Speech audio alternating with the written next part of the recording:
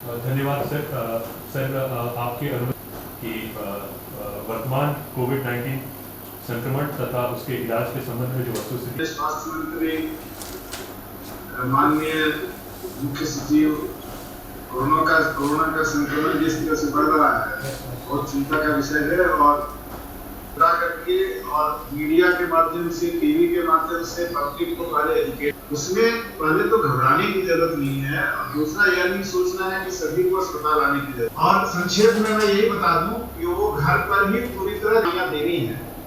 तो मैं ये कहना चाहूंगा कि उसके बारे में भी एक एनेक्डोट में बताना चाहूंगा कि तत्काल जो है कुछ हद तक कम हो गई। अभी दवाइयों के बारे में उतना कोई प्रॉब्लम नहीं है, उसकी कोई कमी एविडेंस उसका दिखाओ कि कितना प्रूफ है इसका कि ये मुख्तार साहब एक काम करें, ये जो स्टॉक वेरिफिकेशंस हैं वीकेंड आप लोग कराने का सुनिश्चित करें। ये कल कहीं ना कहीं ये सब क्राइसिस पीरियड में लोग इस तरीके से बदमाशियां करते हैं, चीज़ों को होल्ड करके अपने मनमाने दामों से बेचते हैं।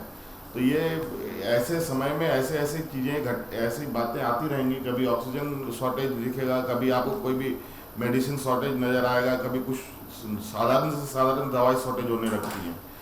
इस वजह से बी प्रिपेयर्ड फॉर दैट कि आप लोग इसको ये घटे नहीं, इसके लिए आप अर्लियर प्रिपरेशन पे रहें और ताकि ये जो रिटेलर हैं और जो डिस्ट्रीब्यूटर्स हैं ये लोग थोड़ा सा स्टॉक होल्ड करने में गड़बड़ी ना करें। ठीक है। लोकेटेड है वहाँ पे कोविड की क्या स्थिति है, आपके बेड्स की ऑक्यूपेंसी कितनी है, लोड कितना बढ़ रहा है, उसके हिसाब से केस टू केस बेसिस पर डिसीजन किया जाएगा। क्योंकि हमारे लिए लाइफ दोनों प्रेशियस है, चाहे कोविड हो या नॉन कोविड हो, वो राइट टाइम पे डिसीजन लिया जाएगा, उसकी आप चिंता भी नहीं करें। और चूंकि आप सबको मालूम है वास्तविक स्थिति जो कोविड-19 का है, कोरोना का संक्रमण है, यही एक मुख्य विषय है। आज विशेषकर यहाँ हमारे मेडिकल कॉलेज और अस्पतालों के वरीय डॉक्टरों से हमारी आज वीडियो कॉन्फ्रेंसिंग में आज के मुख्य विषय को लेकर मेरा जो चिंता है, चूँकि हम लोग मेडिकल एक्सपर्टीज़ नहीं हैं, हम आप लोगों से कुछ ये जानकारी हम लोग जानना चाहते हैं। जिस तरीके से आए दिन नए चीज़ें सामने उभर के आती हैं, उन समस्याओं को कैसे one by one cut down किया जाए, छोटा किया जाए, ये विषय पर हमारी चिंताएं हैं।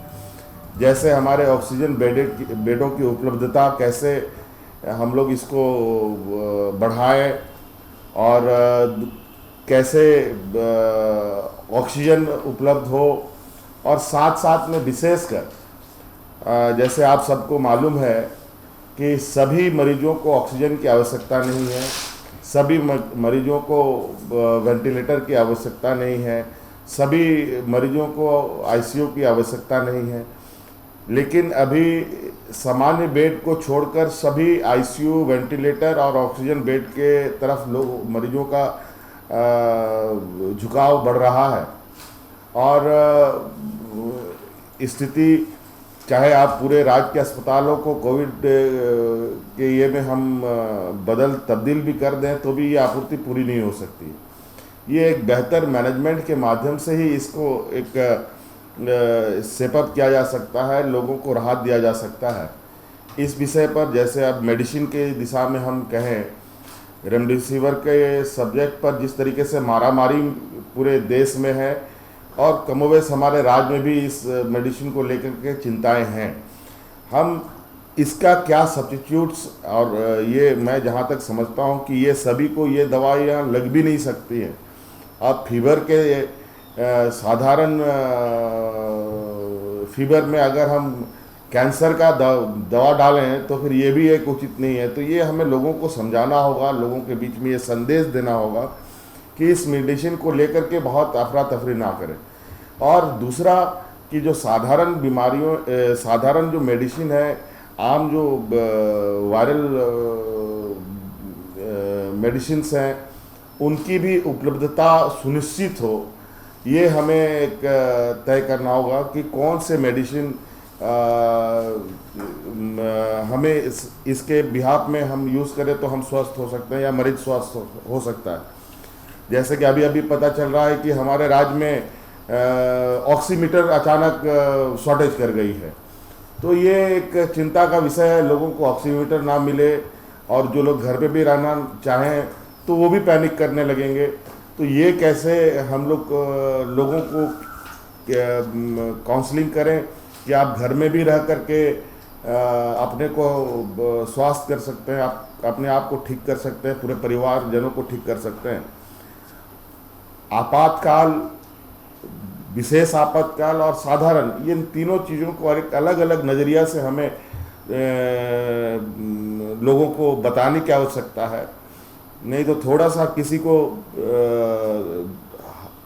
साधारण फ्लू भी होता है, अगर वो 2-3 दिन तक वो चलता है, चौथे दिन चलता है, तो 5वां दिन उसके सर पे कोरोना का भूत सवार हो जाता है। ये लोगों के बीच में ना घुसे, लोगों के मन में भय ना हो, तो ये एक हमारा मूल विषय है। हालांकि हम लोगों ने तो अभी बहुत तेज़ी से चीज़ों को इस संक्रमण में बढ़ाने का, हर सुविधा को बढ़ाने का प्रयास हम लोग का निरंतर जारी है। तो अलग अलग अस्पतालों में अब चूँकि सब कुछ जगहों पर बहुत तेज़ी से लोगों को लगता है दूर दराज से कि लोगों को रिम्स में आने से ही ये स्वास्थ्य होंगे, तो ऐसा भी नहीं है। रिम्स की लोड इतनी हो जा रही है कि आज रिम्स में बहुत अफरा तफरी होती है।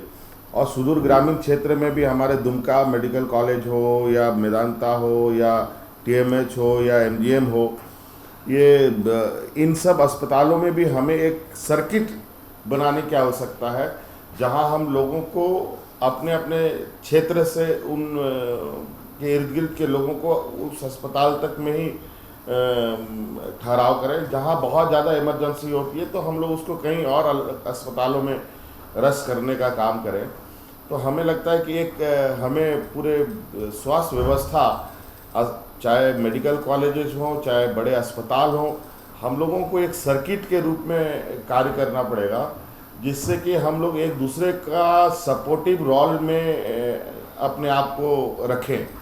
तो मुझे इस विषय पर आप लोगों का एक सलाह की आवश्यकता है, और चूँकि आप लोग इस क्षेत्र के एक्सपर्ट हैं, तो इसको थोड़ा आप लोग एलोबरेट करके हमें बताएं कि हम लोग कैसे इस कोरोना मैनेजमेंट को एस्टेब्लिश करें कि आम लोगों में जो अफरा तफरी है वो रुक सके। धन्यवाद।